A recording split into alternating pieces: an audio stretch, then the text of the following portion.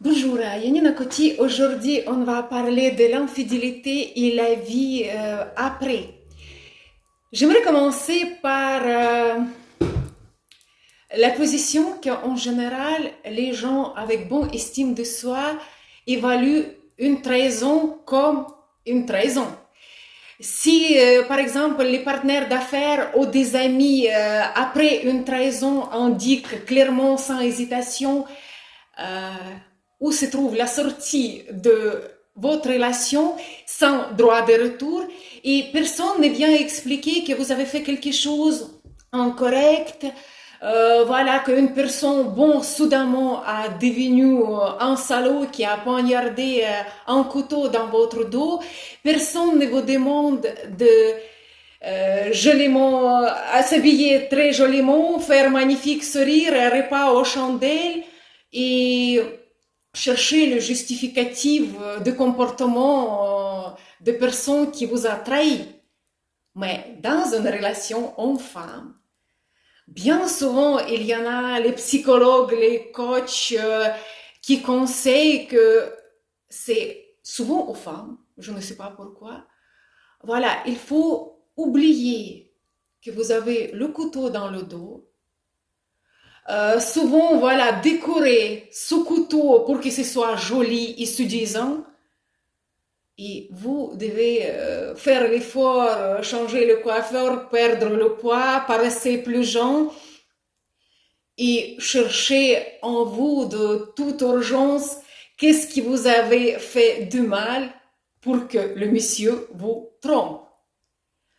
Alors, on prend le scénario, un homme a trompé sa femme, mais aussi, voilà, je parle parce que je suis une femme, la situation vice-versa aussi, il est possible. Un mois plus tard, il revient, désolé. La femme, pardon, accepte son retour et 6 mois plus tard, elle recommence. Je ne peux plus. Je suis fatiguée. Et là, l'homme commence à se cogner la tête sur le clavier en écrivant à tous les amis sur les réseaux sociaux. Mais qu'est-ce qui va pas chez elle? Elle a tout accepté. Elle était d'accord de tout recommencer. Qu'est-ce qui va pas et pourquoi elle revient? Mais les hommes, il y a une chose qui s'appelle la dignité humaine et la dignité qui se réveille. Et souvent, les femmes, après que l'homme revient, se rendent compte qu'elles ne peuvent plus vivre ça. L'infidélité dans une relation homme-femme, c'est un coup très, très dur.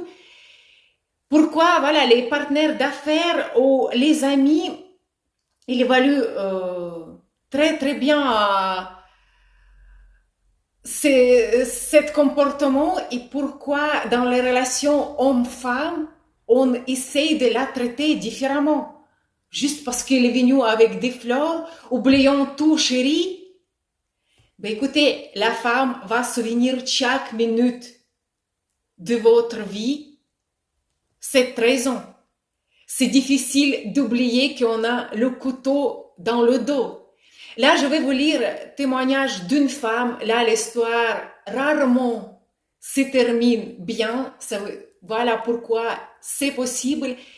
Mais voilà, elle écrit que il a accepté le retour de son mari et il écrit que j'étais tellement sur le choc, je comprenais pas.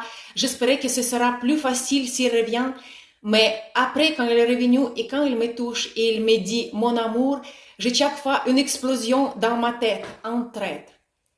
Et maintenant, je dois de nouveau lui faire la confiance. Je ne peux pas. Là, avec 3 points d'exclamation. Cette femme n'a pas demandé le divorce, elle n'a pas caché son colère juste pour rester en couple, mais son mari a choisi d'accepter ses larmes, ses crises, ses colères, ses accusations. Il a prouvé chaque fois avec ses actes, et je dis ses actes, pas simplement avec ses mots, qu'il comprenait ses sentiments et reconnaissait qu'il avait droit de ressentir ça.